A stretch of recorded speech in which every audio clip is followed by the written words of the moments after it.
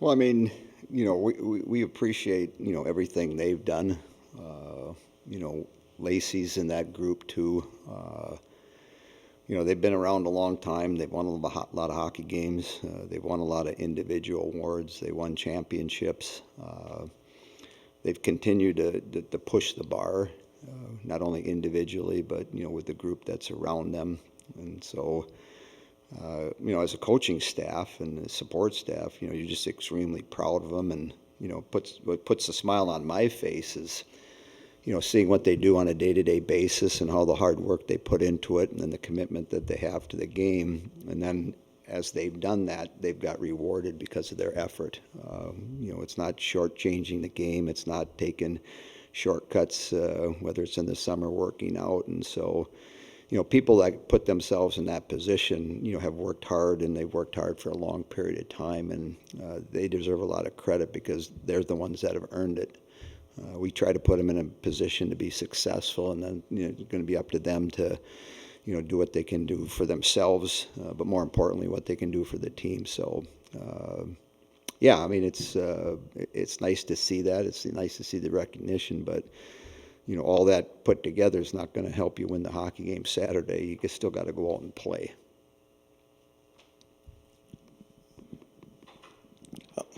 Mark, a lot of times if we ask your players about kind of how they handle tough situations or kind of their poise in the clutch. They'll go back and kind of talk about you and how your demeanor on the bench kind of helps calm things. And I guess I'm wondering, as a coach, has it always been that way? Has it evolved? Can you speak to that? If there's been an evolution in terms of that part of your coaching. Well, it's probably a combination of several things. One, playing at a high level.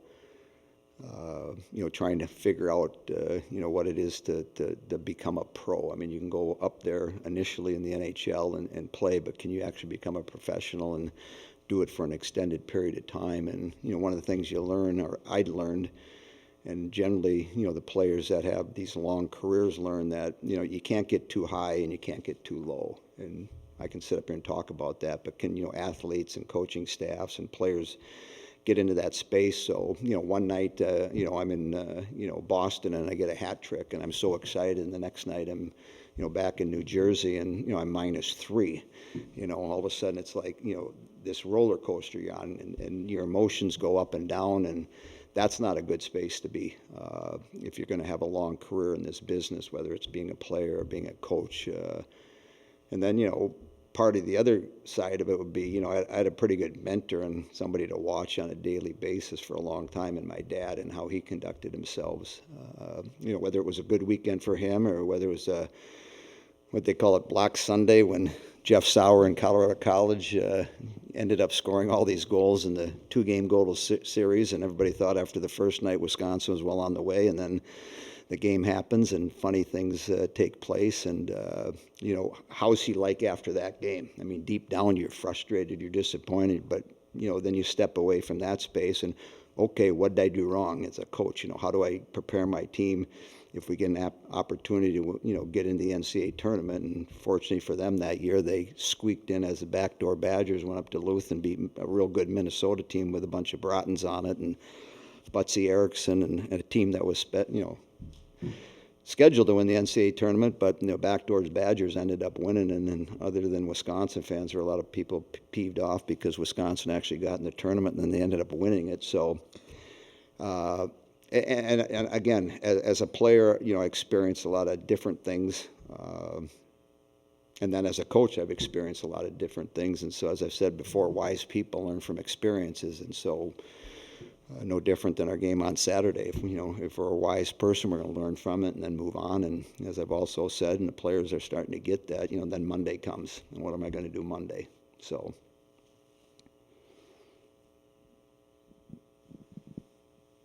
No one likes losing and falling in the way that you did on Saturday. It's kind of dumb to ask how you spin that into a positive, but is there a time frame at which you can spin a loss like what you had on Saturday into a positive for a group that still has hockey in front of them?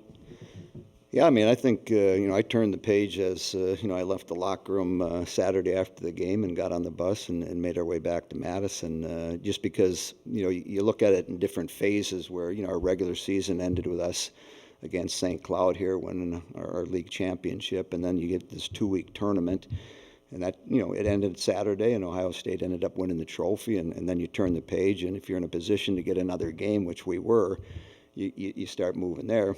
Monday comes, and then you start prepping and trying to get people on our team to, let that go, learn from it, and what can we do differently in this next Saturday's game. And that's what you focus on, because, you don't want to look in the rearview mirror. It's not going to help you out. So it's what can we do maybe a little bit better than we did last Saturday. Learn from that experience, because it was a game you're playing for a trophy. If it goes your way, great. If it doesn't go your way, okay, if I get another opportunity to play for something, what can I change or what can I do a little better? And that's the sort of the space and lane we're in as a staff, and that I'm trying to get the players to understand.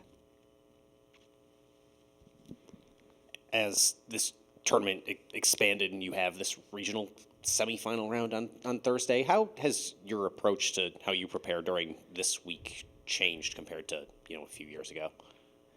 Well, I mean, we've been on both sides. I mean, I remember going out to Colgate and having to play that Thursday game. And, the hard part about the two teams that play Thursday, it's like, you have to really prep for two teams. So you're obviously, most focused on the game Thursday, but you got somebody in your staff figuring things out. So if you end up winning that game, who you're going to play Saturday. So just adds a little bit more to your plate and to the layers as far as getting prepped. But at this time of the year, I mean, everybody talking, it's one game, and that's where you have to focus in on. And so we'll focus in on Saturday's game, similar to last year, where you get an opportunity to watch the game Thursday night, and then, have a short practice Friday. And then, the whole key is to come out and, I don't want to say loose, but play free. And, we're used to playing in front of our crowd. There'll be a bunch of energy in the building, and it's our ability to play up to our capabilities. And if you're able to do that, then you have a chance to be successful. Whether it's been at Laban or at the Cole Center or the one game at Cap Ice and NCAA tournament games you've hosted, has been a lot of success for your team. Is that something you feel like you use an advantage, or other teams maybe see as kind of something they have to overcome, is coming in here and trying to win? Nobody's been able to do it. I don't know how you look at that.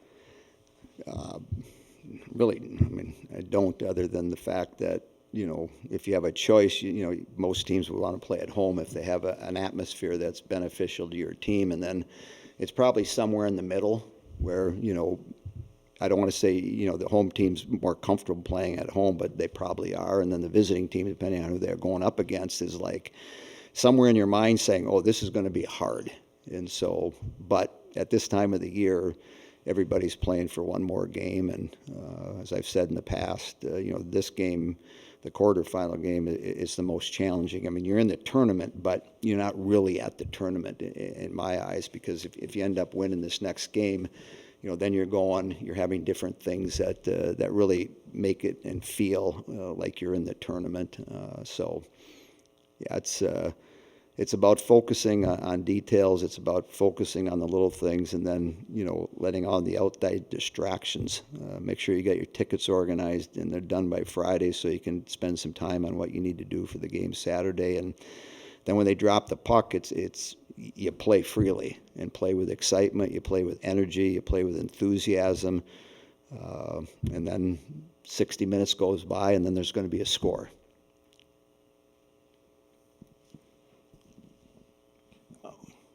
Obviously, I didn't get a chance to ask you about the game Saturday. At least I wasn't up there. But Ava, if she doesn't have the game that she had, it probably would have been, maybe it wouldn't have been as close. I guess I'm just wondering, can you speak to, the security blanket? What's it like to have a goaltender that, for maybe a lack of a better term, kind of gives you that security blanket of knowing, hey, even if things don't go great on overall defensively, you still got that final wall back there?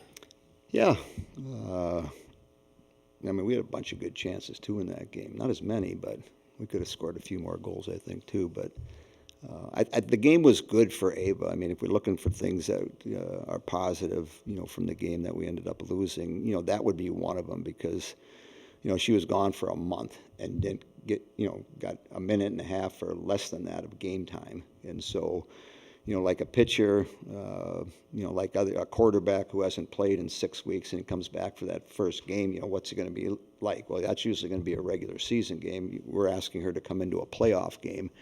So the couple games against Bemidji kept, especially both of them in the second period, she had to make some saves and give us a chance to win. She stopped a penalty shot. We went into overtime. And so those were good growing opportunities. And then to have, the game against Mankato, the same thing. I mean, there were probably 5, 6 2-on-1s in that game that, she had to make some things happen. But more importantly was the game Saturday where she got tested.